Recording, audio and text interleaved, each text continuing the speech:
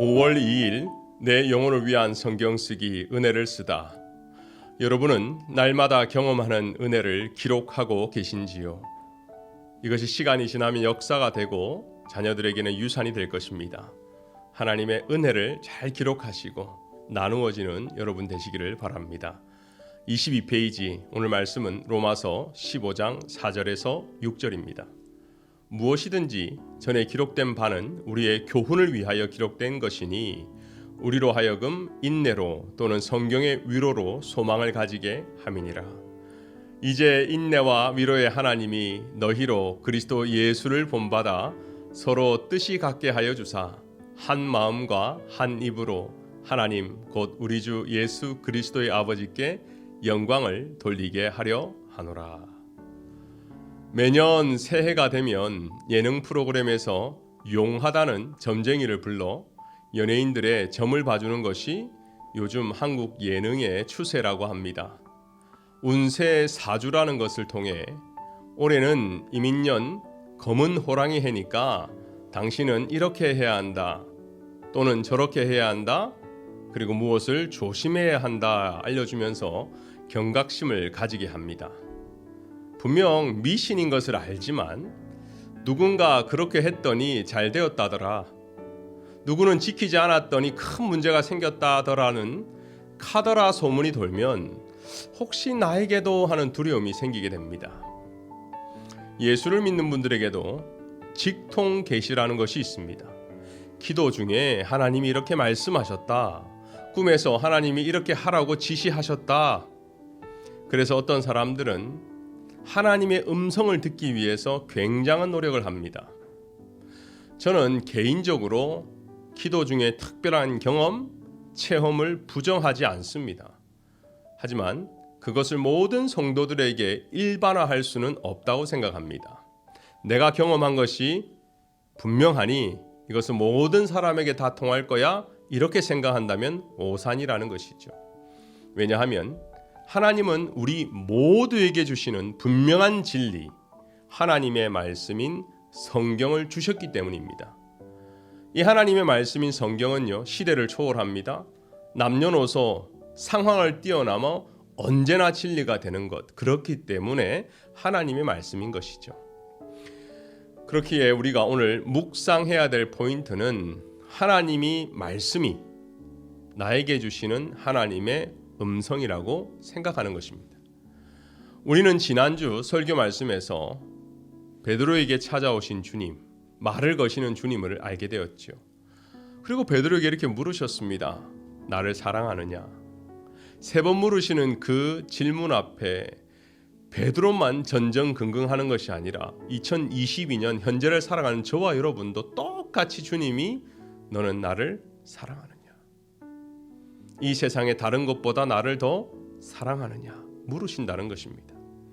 오늘 본문 로마서 15장 4절은 무엇이든지 전에 기록된 바는 우리의 교훈을 위하여 기록되었다고 합니다. 그리고 하나님의 말씀이 우리를 인내로 또는 위로와 소망을 가지도록 도와주신다라는 것입니다. 이 말을 다른 관점에서 보면 모든 성도의 믿음의 분량과 수준이 다 다르다는 것이죠. 누구는 공고한 날에도 금방 일어나는 사람이 있는가 반면에 누구는 조금 시간이 필요하고 옆에서 위로하고 격려해야만 일어날 수 있는 성도도 있다는 것이죠. 그렇기 때문에 하나님의 말씀은 한 사람에게 인격적으로 주시는 레마의 말씀이 되기도 하지만 공동체 모두에게 주시는, 성도에게 주시는 주님의 음성이 되기도 합니다. 왜냐하면 믿음이 다른 남녀노소의 성도들이 함께 모여 같은 말씀을 가지고 갈등이나 대립이 아니라 공동체의 참된 믿음을 드러낼 수 있는 기회가 되기 때문입니다. 우리 빈내리 교회는 은혜를 쓰다라는 도전을 함께 하고 있죠. 분명 누군가에게 은혜의 통로가 될 것입니다. 또 누군가에게는 무거운 짐이 될 수도 있습니다.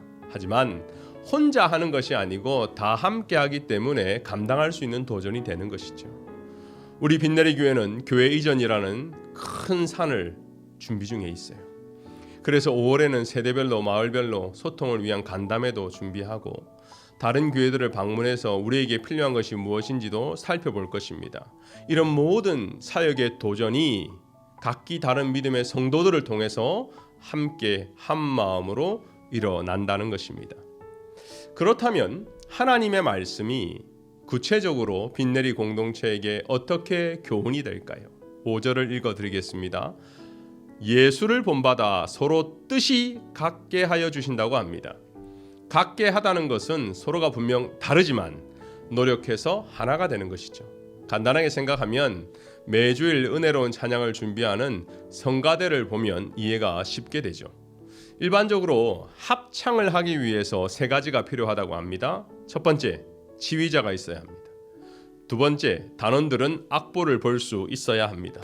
세 번째, 옆 사람의 소리를 들을 수 있어야 하는 것이죠. 오페라를 하기 위해 방한한 소프라노 조수미 씨를 한 기자가 인터뷰를 했어요.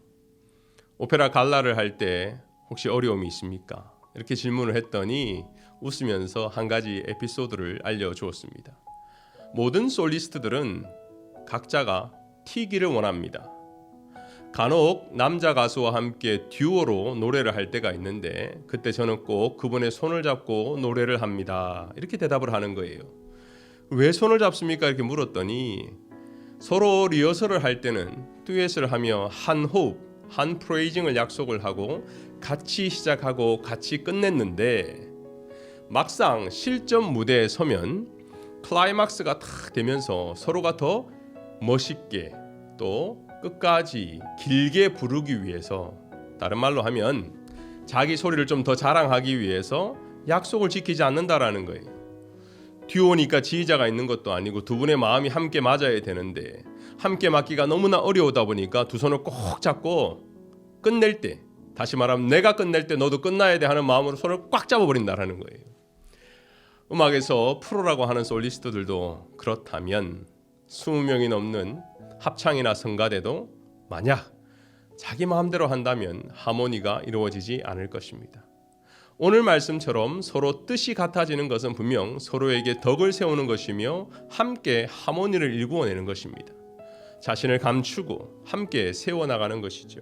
이것을 하나님의 말씀이 공동체로 도운다는 것입니다. 여러분이 힘들 때, 때로는 공고한 날을 지날 때 생각나는 말씀이 있는지요? 그 말씀만 생각하면 힘이 나고 주님이 내 곁에서 함께 하시는 것처럼 느끼는 그러한 말씀, 그 말씀이 기억이 난다면 여러분은 지금도 주의 음성을 듣고 계신 것입니다. 결론의 말씀을 드립니다. 공동체의 덕이 세워질 때 하나님이 영광을 받으십니다. 6절입니다. 한 마음과 한 입으로 하나님 아버지께 영광을 돌리는 것. 우리 하나님은 오늘도 저와 여러분을 통해 영광을 받으시길 원하십니다. 그 시작은 하나님의 말씀입니다. 이 말씀이 우리에게 교훈이 되고 개인뿐만 아니라 나와 함께 신앙생활하는 모든 공동체가 예수를 본받아 서로의 뜻을 같이 하여 하나님을 기쁘시게 하는 성도, 그것이 빈내리 교회 성도입니다.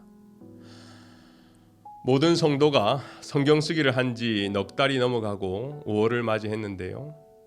성도들부터 이런저런 간증을 들었습니다.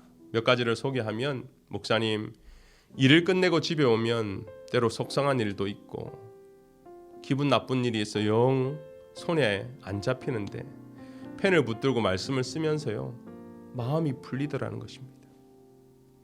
어떤 분은 목사님들의 묵상 유튜브를 보면서 혼자 부흥회를 하신다는 분도 있어요. 이런 간증이 모아 빈내리 교회의 하모니가 이루어지고 하나님이 영광을 받는다면 얼마나 기쁜 사역이 되겠습니까? 사랑하는 성도 여러분, 힘들고 어렵다 할지라도 계속해서 하나님의 말씀을 묵상하고 그 말씀이 나에게 주시는 하나님의 음성으로 듣고 또 우리가 간증이 모아진다면 하나님은 우리 기대한 것 이상으로 은혜를 주실 것입니다. 여러분, 이것을 기대하면서 오늘 하루도 기도하며 시작하시기를 바랍니다. 기도하겠습니다.